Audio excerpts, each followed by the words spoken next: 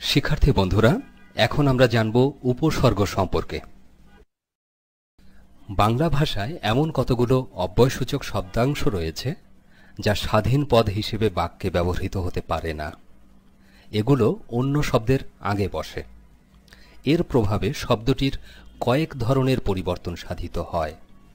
যেমন নতুন অর্থবোধক শব্দ তৈরি হয়, শব্দের অর্থের পূর্ণতা সাধিত হয়, শব্দের অর্থের সম্প্রসারণ ঘটে, শব্দের অর্থের সংকোচন ঘটে এবং শব্দের অর্থের পরিবর্তন ঘটে। ভাষায় ব্যবহৃত এসব অব্যয়সূচক শব্দাংশেরই নাম উপসর্গ। যেমন কাজ একটি শব্দ, এর আগে অব্যয়টি যুক্ত হলে হয় অকাজ, যার অর্থ নিন্দনীয় কাজ। এখানে কিন্তু অর্থের সংকোচন হয়েছে। আবার পূর্ণ, যার অর্থ ভরা, এই শব্দটির আগে পরি যোগ করায় পরিপূর্ণ হল। এটি পূর্ণ শব্দের সম্প্রসারিত রূপ, অর্থে ও আকৃতিতে। আবার দেখো, হার শব্দের পূর্বে আ যুক্ত করে আহার, যার অর্থ হয়ে গেল খাওয়া।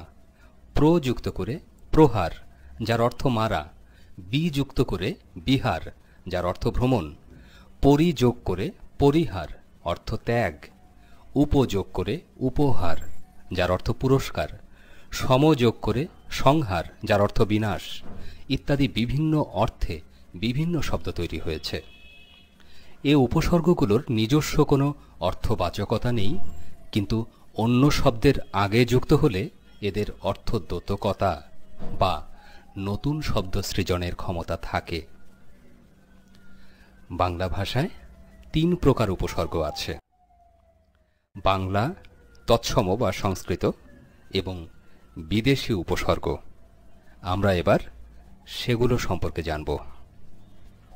প্রথমেই বাংলা উপসর্গ। বাংলা উপসর্গ মোট ২১টি। অ, অঘা, অজ, অনা, আ, আড়, আন, আব, ইতি, উন বা উনা, কদ, কু, নি, পাতি, বি, ভর, রাম, স, সা, সু, হা। জেনে রাখো, বাংলা উপসর্গ সাধারণত বাংলা শব্দের পূর্বেই যুক্ত হয়ে থাকে।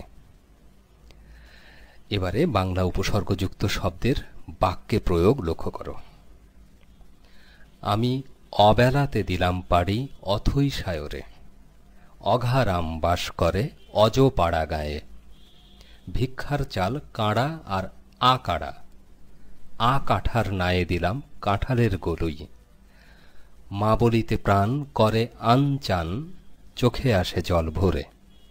ইতিহাস কথা কয়, উনা ভাতে দুনা বল। নি নায়ার শতেক নাও, ভর দুপুরে কোথায় যাও। এতদিন কোথায় নিখোঁজ হয়েছিলে। এবারে তৎসম বা সংস্কৃত উপসর্গ।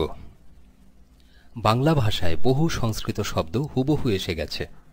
সেই সঙ্গে সংস্কৃত উপসর্গও তৎসম শব্দের আগে বসে শব্দের নতুন রূপে অর্থের সংকোচন সম্প্রসারণ করে থাকে।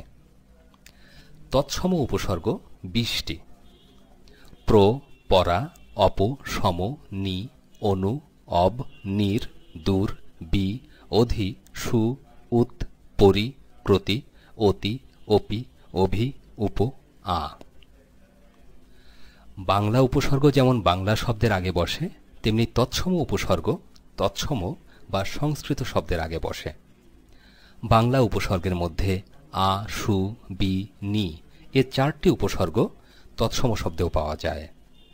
বাংলা ও সংস্কৃত উপসর্গের মধ্যে পার্থক্য এই যে, যে শব্দটির সঙ্গে উপসর্গ যুক্ত হয় সে শব্দটি বাংলা হলে উপসর্গটি বাংলা, আর সে শব্দটি তৎসম হলে সে উপসর্গটিও তৎসম হয়। যেমন আকাশ, সুনজর, বিনামা, নীলাজ এগুলো বাংলা শব্দ। অতএব উপসর্গ আ, সু, বি, নিও বাংলা, আর আকণ্ঠ, সুতীক্ষ্ণ, বিপক্ষ ও নিদাঘ তৎসম শব্দ। কাজেই এসব শব্দের উপসর্গ আ, সু, বি, নিও তৎসম উপসর্গ। সবশেষে বিদেশি উপসর্গ। আরবি, ফার্সি, ইংরেজি, হিন্দি এসব ভাষার বহু শব্দ দীর্ঘকাল ধরে বাংলা ভাষায় প্রচলিত রয়েছে। এর কতগুলো খাঁটি উচ্চারণে আবার কতগুলো বিকৃত উচ্চারণে বাংলায় ব্যবহৃত হয়। এর সঙ্গে কতগুলো বিদেশি উপসর্গও বাংলায় চালু রয়েছে। দীর্ঘকাল ব্যবহারে এগুলো বাংলা ভাষায় বেমালুম মিশে গিয়েছে। এই যে বেমালুম শব্দটিতে মালুম আরবি শব্দ আর বে ফার্সি উপসর্গ। এরূপ বেহায়া, বেনজির, বেশরম, বেকার ইত্যাদি। বন্ধুরা, এবারে বাক্যে বিদেশি উপসর্গের উদাহরণ লক্ষ্য করো। হিসেবে গরমিল থাকলে খাস মহল লাঠে উঠবে। বহাল তবিয়তে দস্তখত করে ফি রোজ হেড অফিসে আসা যাওয়া করো।